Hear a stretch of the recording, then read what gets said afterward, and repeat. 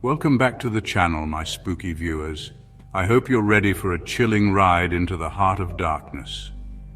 Tonight we explore the forbidden thrill of sneaking out and the terrifying consequences that await those who dare.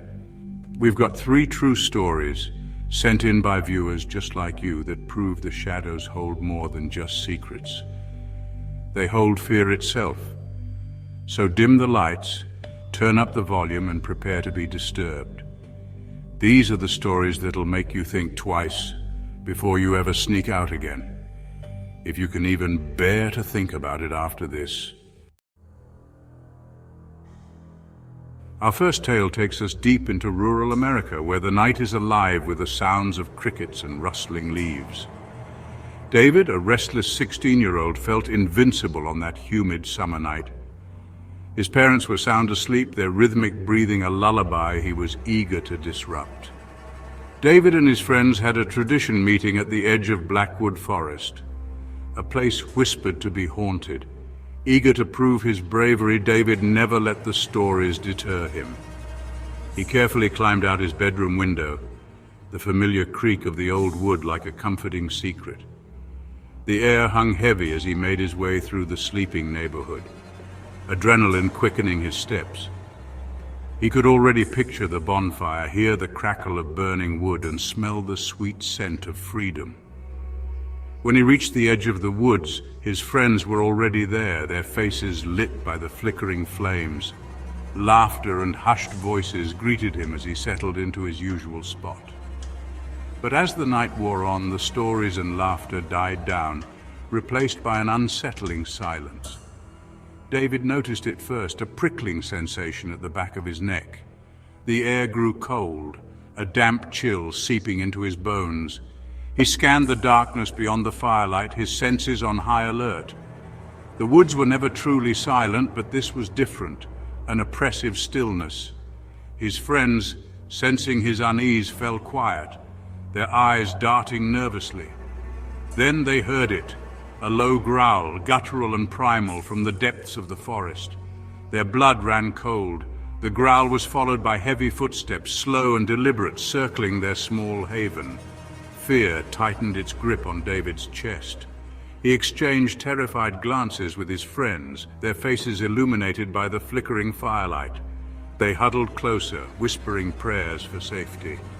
The unseen creature continued its relentless pacing, the growls growing louder, closer. David saw it, a pair of eyes glowing with an unnatural intensity, peering at them from the darkness. As dawn broke, the creature retreated, melting back into the darkness. David never snuck out again, the memory of those glowing eyes a constant reminder of the darkness that lurks just beyond the veil of the known. Our next story takes us to the bustling heart of the city, where Sarah, a bright-eyed 17-year-old, longed for a taste of freedom and excitement.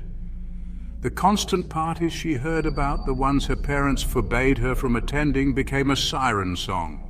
When her parents announced a weekend trip out of town, Sarah saw her chance. The moment the car pulled out of the driveway, Sarah sprang into action. Her phone buzzed with texts as she finalized plans for the party. The air crackled with anticipation as she got ready, the promise of a night of dancing and laughter erasing any lingering guilt. The party was everything she'd imagined: pulsing music, flashing lights, and a sea of unfamiliar faces. Sarah danced until her feet ached, the hours melting away. But as the night wore on, the initial euphoria began to wane. The once vibrant atmosphere felt stifling, the air thick with the smell of sweat and stale beer. Sarah, now nursing a pounding headache, decided to call it a night. As she stepped out of the party and into the cool night air, a wave of unease washed over her. The street, once teeming with partygoers, was eerily deserted, the silence broken only by the distant wail of a siren. Her phone, its battery drained, was useless. With each step she took, the silence seemed to amplify, pressing in on her. The streetlights flickered ominously, casting long, dancing shadows. Panic began to gnaw at her composure. She quickened her pace, her heart pounding. It was then that she noticed him. A tall, gaunt figure, shrouded in shadows, stood across the street, its gaze fixed on her. She tried to ignore him, but with each step she took, he seemed to move closer. Fear pierced through her like a shard of ice. Sarah broke into a run, her breath catching in her throat. The figure began to follow, its footsteps silent but relentless. She risked a glance over her shoulder, her blood turning to ice. The figure was gaining on her, its long limbs carrying it forward with unnatural speed.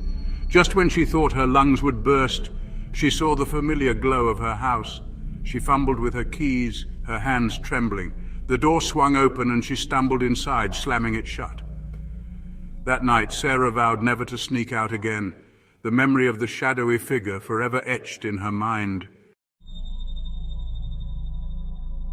Our final story takes us to the outskirts of a bustling suburb where a group of friends decided to embark on a daring escapade. There was Jake, the self-proclaimed leader, Emily, the cautious one, and Ben, the quiet observer. Their target, Cranston Manor, a dilapidated mansion perched on a hill overlooking their town. It had been abandoned for decades, shrouded in local legend and whispered rumors of tragedy and hauntings. Under the cloak of darkness, they gathered at their usual meeting spot, a towering oak tree at the edge of town. The air was thick with anticipation, punctuated by nervous laughter and hushed whispers. Jake led the way, his flashlight cutting through the darkness as they ventured deeper into the unknown. The old iron gates of Cranston Manor loomed before them, rusted and overgrown with ivy. A shiver ran down Emily's spine as they slipped through a gap in the gate. The manor, bathed in the eerie glow of the moon, was a testament to decay and neglect. Broken windows stared back at them like vacant eyes, and the wind whistled through the crumbling walls. Undeterred, Jake led them inside, the floorboards groaning under their weight. The air inside was heavy with the smell of dust and decay. As they ventured deeper into the mansion, they stumbled upon a room that sent a collective shiver down their spines. It was a nursery, its once cheerful wallpaper now faded and peeling. A rocking horse stood frozen mid-gallop in the center of the room, but it was the crib in the corner that drew their attention, its iron bars rusted and twisted. Suddenly the temperature in the room plummeted, and the air grew thick and oppressive. The distinct feeling of being watched returned, more intense this time. "This is creepy, even for you, Jake," whispered Ben. Emily, her eyes wide with terror, nodded in agreement. "Maybe we should go," she pleaded. But Jake, his bravado faltering, pressed on. "One more room," he insisted. They cautiously made their way down the hallway, each step punctuated by the creaking of the floorboards. The library's door stood ajar, a sliver of pale moonlight illuminating the dusty interior. As they stepped inside, a blood-curdling scream pierced the silence.